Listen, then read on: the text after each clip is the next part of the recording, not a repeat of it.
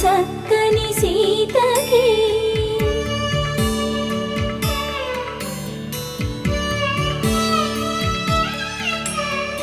ఎర్ర జాబిలి చేయి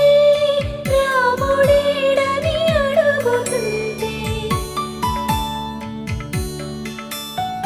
చూడలేదని పెదవి చెప్పే చెప్పలేమని కనులు చెప్పే నల్ల పూసైన